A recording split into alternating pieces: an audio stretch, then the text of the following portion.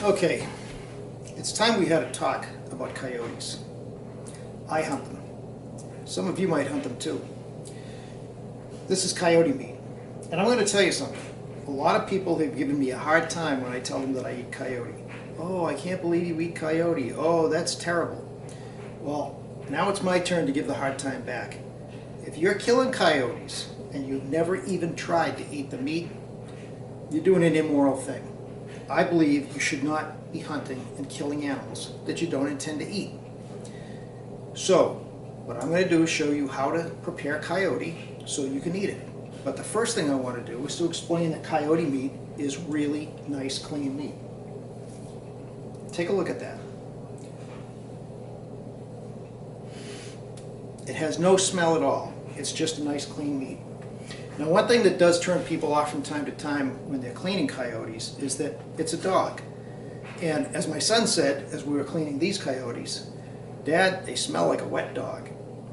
Sure enough, they do smell like a wet dog. The other thing that will put you off when you're cleaning coyotes is that, like every animal, they'll leak from the anus if you press on the guts. Now with a deer, an ungulate, which I'm sure you're familiar with, you're leaking pellets of grass, basically, and it doesn't have a strong smell. Coyote's a different story. Anybody who's stepped in dog crap in the yard knows what I'm talking about. So it's important that you hang the coyote by the heels and you skin it cased so that the gravity is keeping everything down in it.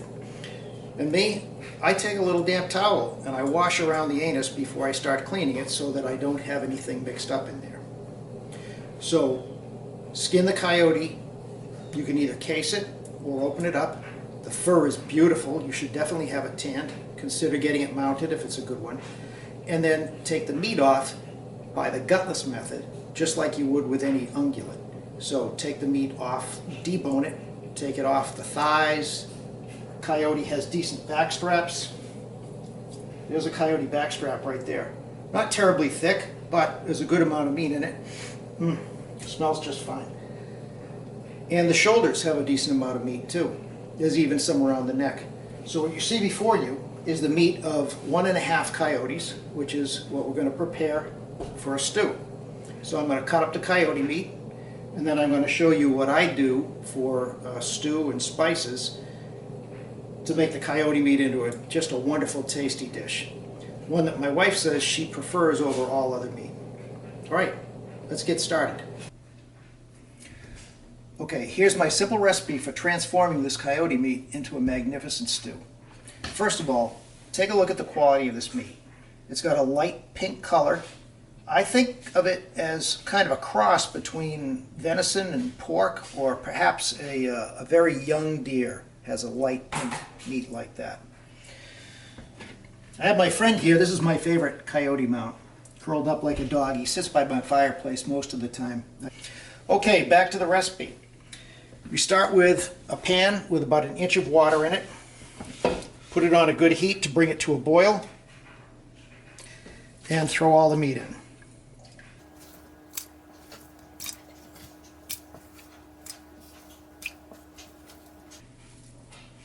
The meat's been cubed. Those are about 1 inch or so. And you can see coyote meat has, the muscles are all very small, so there's a lot of sinew in the muscles. I really don't think you could get a steak out of these, and I don't think I want to eat coyote rare anyway.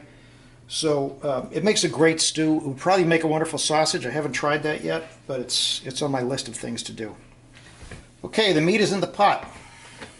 Here's my simple recipe. 1/2 cup of wine. Any red wine will do. I like a red blend.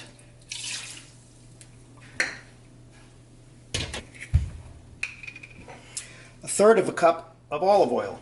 Now, coyote meat does have some fat, and it's not a unpalatable fat like deer is, but there's not very much of it. So I like to add some olive oil, and 1/3 cup is about right. This is the secret ingredient, liquid smoke, and you use more of it than you might think. When I shared this recipe with Giannis of Meat Eater, he said, "Wow, that seems like a lot of liquid smoke." But trust me, it really adds to the flavor. Speaking of Meat Eater, Sadly, because I truly respect that group quite a bit, they've done a real disservice to coyote. They've had 2 episodes where they cooked coyote. One was with Steve Ranella and Remy Warren, and they took a whole coyote fur on and they burned it over a fire. And we're surprised that it tastes badly. Now, anybody who owns a smoker can tell you that the smoke that comes off a fire or the things that are put on the outside of a piece of meat are going to influence the flavor. So if you really want to make something taste bad, why don't you take a deer ham and don't skin it, leave the hair on, throw it over a fire, get all that singed hair smell inside of the meat and see how it tastes. So, you know, no big surprise, Steve. It tasted bad. And then Giannis did a Pardon My Palate episode recently, and no spices, no attempt to make the coyote tasty, just like bland coyote meat, and they weren't impressed. Okay, so there's a lot of meat that you wouldn't be impressed with if you didn't put some spice on it. That's what the whole science of barbecue is about. It's about spicing meat, adding smoke and thyme and slow cooking to make it taste good. That's what we're doing with the coyote.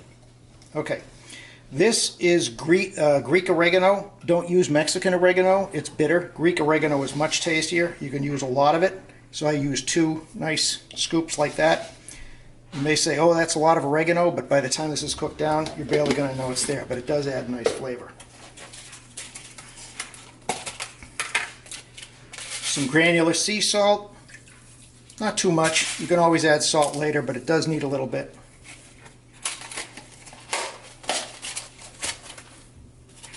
And finally, some hickory smoked black pepper. And again, don't go overboard because it's strong.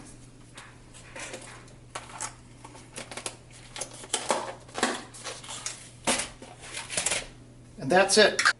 That's how you turn a coyote and a half into an absolutely delicious stew. So we're going to stew this meat down for 2 to 3 hours, and then we're going to test it for tenderness. We don't want to overcook it because we don't want it to fall apart and shred. We're not looking to make a pulled coyote. We're looking to have a stew with some nice pieces of meat with some nice bite. But we do have to soften up all of that sinew, melt off the fat. And so we're going to check it starting at about 2 hours when it'll be cooked enough so that it's safe to be, we're not eating raw meat. We're going to pull a piece out and check it, and probably check it every half an hour after that until it's done. Now, the reason I'm not giving you a cooking temperature and cooking time is because I'm doing this over a burner. This is an electrical burner. You may have a gas burner, and depending upon where you set it, you might get a different cooking time. So I've got this set fairly high right now. I'm going to bring it to a boil, and then I'm going to turn it down to a low simmer, and that's where it's going to sit until it's done. Once the meat is all done in this broth, then we're going to talk about what to do to create a complete stew with vegetables. Okay, see you in a couple of hours. Just in case you're unsure about what it means to have a low simmer, this is a low simmer. There are no big bubbles coming up. If you boil the meat too hard, too fast, you can make it a little bit tough. I find it comes out more tender this way. And the green you see on top is the oregano. The meat is just fine. In fact, it's beginning to look more and more like perhaps beef. Can't wait.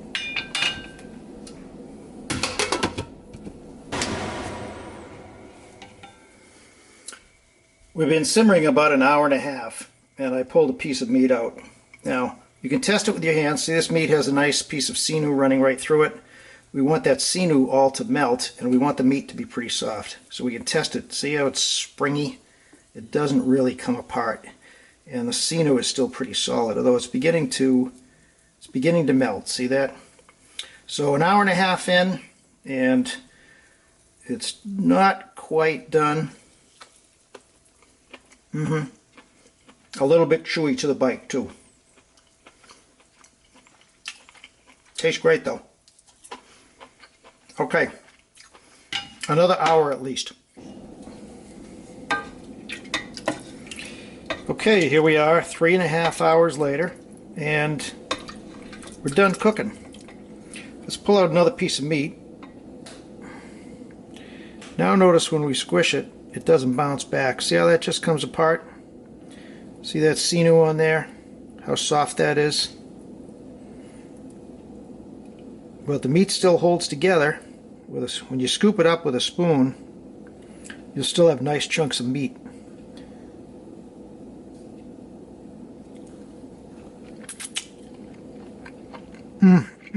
That tastes good. Well, you've surely heard that the stew always tastes better after it's been in the refrigerator for a day. And I'll tell you a secret. It's true. But there's a trick you can do to get that day-old, rich, luscious flavor without having day-old vegetables in your soup.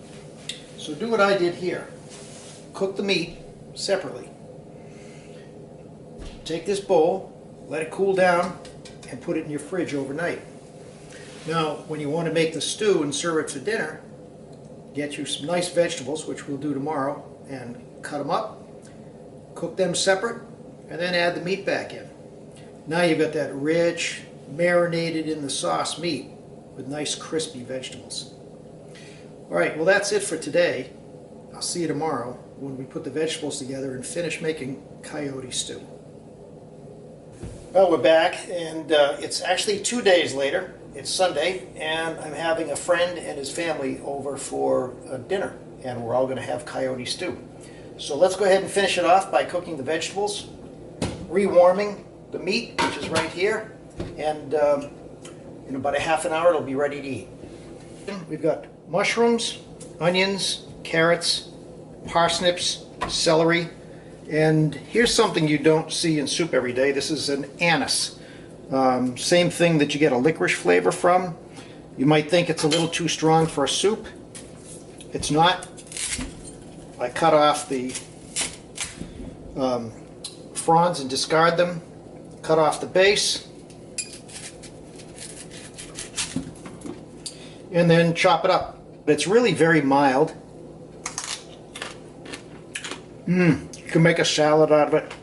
It's crisp, it's moist, it's really delicious. So I'm going to chop all of these up, and then we're going to put them in the pot. The order of cooking is mushrooms, which take the longest. The onions actually take a while. Carrots and celery and anise. Alright, we have 1 inch of water. We brought it to a full boil. I'm going to turn it back to what I know on this stove is a simmer and start adding vegetables. Mushrooms, let those start cooking. Finish chopping up the onions and the anise. When the mushrooms are fully cooked, we can add the vegetables. They all cook at about the same rate, so add them all at once. You notice I started with only 1 inch of water, and you might think that's not enough, because notice it's not going to cover the vegetables. The thing is, when you cook nice fresh vegetables, they have a lot of water inside them already, and it's full of flavor. So that water is going to be released when we cook, and what you're going to see is that by the time these vegetables are fully cooked, which to me is not soft, it's crispy. So the vegetables will be crispy and delicious. By the time that happens, the water in this pot will be right up over the top of the vegetables. Okay, one last thing. We're going to add some olive oil to this.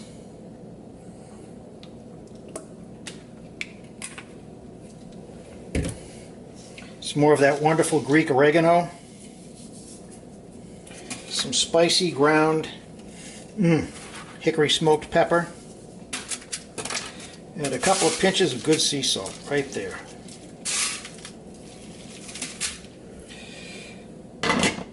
Okay, back it goes. Now we're not going to boil this hard. We're going to let it come to a simmer and release all those nice juices in the vegetables. We're going to stir it, make sure that everything gets cooked evenly. We don't want to cook it too hard and soften those vegetables up. When we take them off the heat, we want them to be, just the littlest bit crispy and delicious to the bite. We're about 10 minutes in, and you can see the liquid is already building up, and it's going to keep on going. By the time we're done, we're going to have a pot full of stock and delicious crispy vegetables.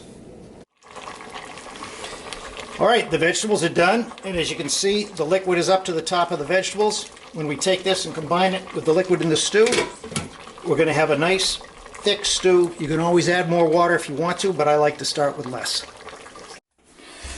Okay, the vegetables and the meat are combined. We've got a nice thick stew, not too much broth. I don't like to use a thickener. I don't like to put flour in a stew or cornstarch or any of those things. I don't need the broth to be thick. I just need the stew itself to be rich and hearty and mostly meat and vegetables and not too much liquid, which would make it a soup. Okay, what are we going to have for dinner? Coyote! Coyote! Yay, and look at that. The guest of honor at the head of the table. Mr. Coyote himself. Okay, well, we'll have to eat it and see how everybody likes it. Look at Okay, who had seconds? me. Oh yeah, look at that, me too. And what did you think? How did you like the coyote stew? It's a 10 out of 11. A 10 out of 11, I like that. I like that. Yeah, pretty good, huh? Didn't taste like anything bad, it's just delicious meat. It was delicious, honey. Yay, all right. See that? So I began this with a lecture, I'm going to end it with a lecture. If you're killing coyotes and you're not eating them, you're doing something immoral. You should not kill what you don't eat. And we proved that they're delicious.